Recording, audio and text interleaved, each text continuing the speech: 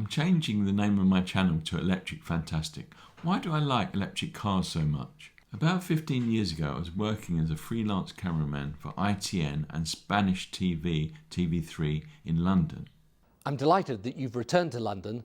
I used to work for this guy called Nick Whitfield, who gave me this job working for Spanish TV. You would always see me standing on the green outside Westminster doing my pieces to camera.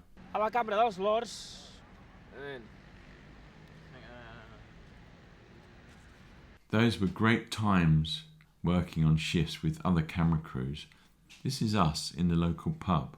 Because I spent so much time driving around in busy traffic, I began to develop asthma. I realised the diesel pollution traffic was giving me asthma, so I thought about buying an electric car. At that time, the only car available was a G-Wiz. This looked like a death trap to me and it only had a range of 60 miles. All I could do was get the next best thing, a hybrid Toyota Prius, the Uber driver's favourite. Anyway, the Prius served me well for years to come, was super reliable. Then my contract with the news networks finished, and so did my asthma. I realised that if I got an electric car, I could save £30 or £40 a day because parking was free in central London at that moment. So I got a £10,000 car loan and purchased a second-hand Leaf. As well as being paid £30 a day for parking, I got adverts on my car which paid £100 a month.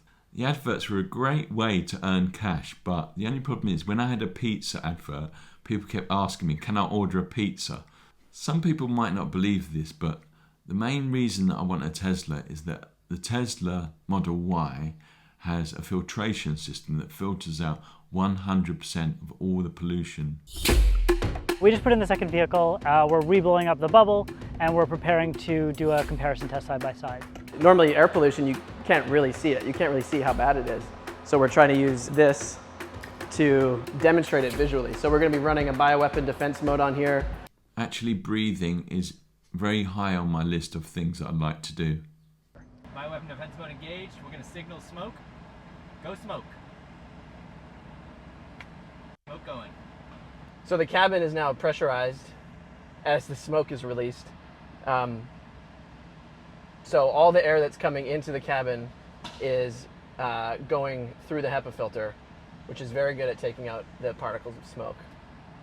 So as you can see, the cabin is staying nice and clean. This filter is 99.97% effective or better against particles of any size. Like our no particulate in the car, right? No particulate in the car. Zero red smoke in the car. No red. The car is clean. Immediately you can see a lot of dust here on the inlet side of the filter, and then on the back side over here you see nothing, which is good. I'm going to lift this up and we'll see the carbon filter, which is probably also going to be quite red from capturing all that smoke. There we go. And then I'll pull this filter off and we'll see the real HEPA filter, which is also going to have some red on it. You can even see it on the back side of the filter here, so it definitely caught a lot of this dust and filtered it out so that it's not getting into the cabin and into your lungs. HEPA stands for High Efficiency Particulate Air Filter. The great thing about a HEPA filter is how well it filters out very, very fine particles, like PM 2.5 and even smaller. And those are very bad because they can be small enough that they get into your lungs and stay in your body. Over 4 million people die per year based upon exposure to bad air quality. And the World Health Organization says that over 90% of people live in environments that have bad air quality. With wildfires in California and other extreme climate events happening worldwide, it's really important to be able to provide clean air to everybody. So that's why we have a HEPA filter in our vehicles.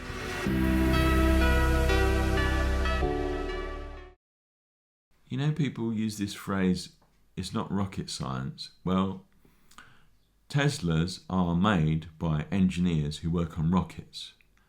And rocket engineers often go over to the factory and they advise on the technology that's going to go into Teslas. At the moment, I'm following this guy called Ali Abdul. His best advice is just start, basically. Just start your YouTube channel. The idea of what you want to do will come through.